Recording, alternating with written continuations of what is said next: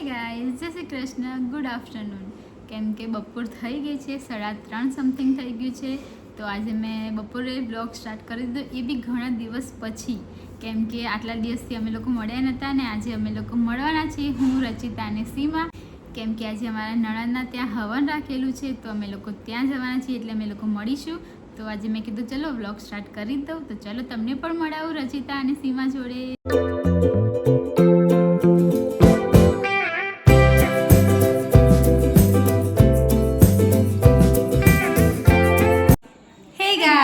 દેરાણી જેઠાણી મેમરીઝમાં આપનું સ્વાગત છે.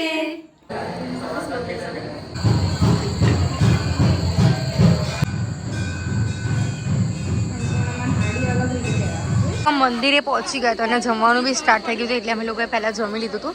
દર્શન કરીને પહેલાં જમવા બેસી ગયા હતા, કેમ કે પછી બધા જમવા બેસી ગયા હતા અને અમે લાસ્ટ રહી ગયા હતા. અમને એકચ્યુઅલી રસ્તો ભૂલી ગયા હતા, એટલા માટે હવે છે ને જોઈએ ફટાફટ. હાય માનસી ભાભી, મજામાં? આ શરમાઈ ગયા તો કે એમાં શું, મને તો નથી શરમ આવતી, તમને શરમ આવી ગયા? આય હે ચોરી શરમા ના બાલુ કરી. આ અહીંયા ચા બનાવે છે, આ લીંબુ શરબત બનાવે, હું બધાના વિડીયો બનાવું છું. ફાઇનલી અમે બહુ દિવસ પછી ત્રણે જણા મળ્યા થઈ ગયા છીએ. યસ, પણ મને કોઈ કેવું વાયદો કર્યો હતો કે આપણે મળીશું, પણ વચ્ચે શું જુઠ્ઠું ફરી જાય છે. ફરી નહીં ગઈ જો અમે કીધું તો અમે મળીશું, તો ઓલા શનિ રવિ હું બીમાર થઈ ગઈ, બીજા શનિ રવિ થોડું તકલીફ હતી એટલે નતું આવ્યું, એ મને એમાં રહી ગયું. યસ, પાટલા ચડતા પણ આનો શું તકલીફ છે? એને ફેમિલી પ્રોબ્લેમ છે. યસ, મારું તો વિચારવાનું જ નહીં, હું તો ભાગ્ય જ તો તમને હજુ હું પેલું શું કહેવાય, નસીબ તમારા નસીબ હોય તો જ બાકી હું જોવા મળે કે નહીં મળે. હું રચી મળી જાય, સીમા ભાગ્યે જ મળે. યસ, સીમાનો નસીબ વાળી છે તે હા, Possible નહીં. બધાના નસીબ હશે તો જ ને હું અચાનક જોવા મળે તો નહીં મળે. યસ, સીમા અત્યારે જોઈ રહ્યો હતા નહીં સીમા? મને તમે બધા યાદ કરશો ને તો જ હું બ્લોગમાં આવે તો નહીં બધા યાદ તો કરો છો ભાઈ હા. કે તમારે દેરાણી શું કરે, સીમા કેમ બ્લોગમાં નથી દેખાતી, આવું બી બધા કહે છે. થોડું એમને તકલીફ છે ને એટલા માટે નથી દેખાતી. યસ, પછી સીમા દેખાશે, ક્યારેક દેખાશે તો દેખાશે. ક્યારેક ક્યારેક દેખાશે. યસ, દેખાય તો દેખાય. તો ચાંદના જેમ દેખાશે સીમા, ડેલી ચમકશે.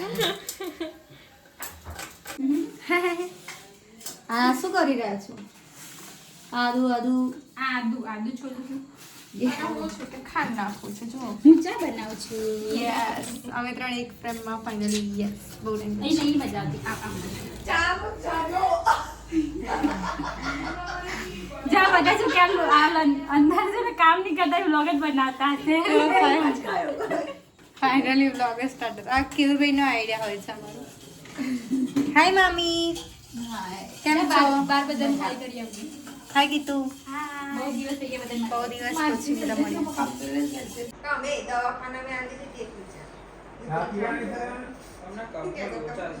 ચા પીવું. કેરભાઈ કાના પૂછે છે. આવા કપમાં શું લોચા લઈને આયા?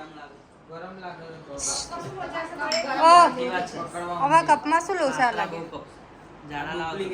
બરાબર, એટલે ઓરિજિનલ તમે લઈને આવશો? બરાબર, એ કેરભાઈ કાલ લઈને તમે આવશે. ટેસ્ટ તો કરીને જુઓ પણ. ચા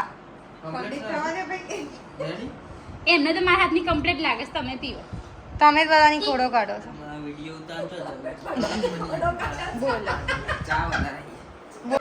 કેવી ચા બરાબર છે? બસ આ ચામાં આ બધા મીઠું ખાય છે.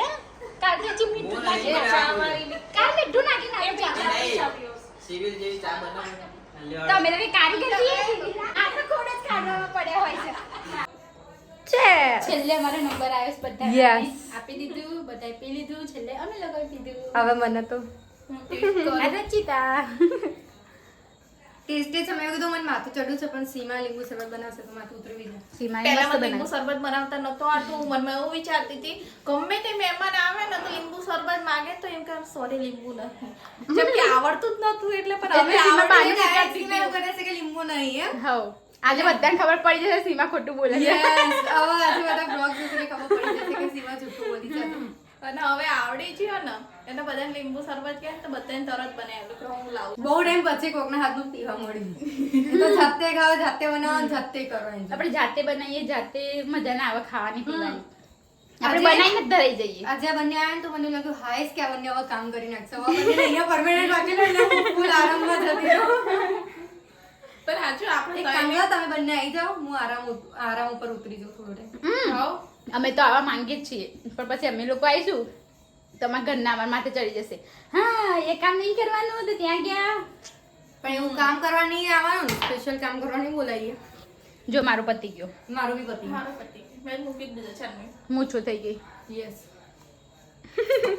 અને અમે કેટલા ગાંડા તાપમાં ઊભા છીએ, પંખો છે તોય પંખો નહીં કરતા. યસ. અમે એટલા નોનસેન્સ છે. ના બહુ દિવસે મળ્યા એટલે એક્સાઇટમેન્ટ છે. એ વાતો કરવાની. મેં જો હું ના મળે રાત તો મને કીધું કે અમે આવડી જઈએ છે એટલે હું તૈયાર થઈ. બાકી આ બધા અહીં જોડે હોત ને હું એકલી આ બધા એટલે ઘરે ફૂલ હોત. માનસે આવી જાઓ. હા અને મારા જે બચારી એકલી ઘરે હોત. આજે હું એમાં દિયર આવ્યા છે, મંથન નથી આવ્યા. મને ખબર પડી હું પણ અમે જોડે ઉભા છો એટલા માટે મને ખબર પડી માનસને આપણે કરાવું આપણે જુગાડ કરવાનો છે અમે હા જુગાડ કરવાનો છે યસ આ જોઈ તો ક્યાં મૂકું જોઈ તો એના પર હું દુખતી દઉં હું શું કરું અમારે એની વાત તો સાંભળો કેવું કહેતા હોય છે. ના પણ લેડીઝને તો જન્મસિદ્ધ અધિકાર આપ્યો છે કામ કરવાનો જીવો ત્યાં સુધી જો મારા બે જેઠાણીઓ કામ કરે છે અને હું છું કે બ્લોગ ઉતારું છું. અને બધા એવું કહે છે કે તમે સૌદાદી રાય જેઠાણી છો તો શું કહેવું છે અંકલ જો આ મારા ફોઈજીની છોકરાની વાઈફ છે આ મારા મોટા સસરાના છોકરાની વાઈફ છે એટલે કાકા બાપાના એવું ઘરે રહેવાનું હા કાકા બાપાની વાઈફ આ બધી મારા મામાના છોકરાની વાઈફ છે તમે લોકો શું દેખો કાકા બાપાની વાઈફ છે વાઈફ હતી કાકા બાપાના છોકરાની વહુ કાકા બાપાના કોરિયા આ કોરિયાની વહુ મારે કેટલા જલસા છે જો હું બેના હામું જોઈ રહી છું બેનો બ્લોગ ઉતારું છું એ બે કામ કરે છે જો મેં કામ ના કરી પછી કામ બી રહી જાય તો મારી બે જેઠાણી બહુ જ સારી છે લોકો જતા રહી હજી એટલું કામ કરવું પડે એવું ના ચાલે એટલું કરે એટલું જો ભાઈ કામ કરવો અધિકાર છે આ મને ટેવ પડી ગઈ છે તમે એટલું કામ હોય તમને આદત નહીં આવતી શું કેવું કે જીના બી इसके साथ और मरना भी इसके साथ કેમ કે અમારો રસ્તા જેવડો મોટો છે અને મે અમે તઈને હોય ને યાર અમે કુછ ઓઠાની કઈ જરૂર ના હોય અમે તઈને જ તે કાફી છે કે બધું કરી લઈએ હું ના કે શિવાજી કે પેલી વાઈફ બાકી છે પણ હજુ આયા નહીં ને તે અમે હા 3 થી 4 થઈ જશે અત્યારે તો આપણે 3 છે પણ પછી તમે 3 જોડે હશે ને હું એકલી થઈ એક ચોથી આવી ગઈ પછી મેરેજ નહીં થાય એના એટલે દૂર છે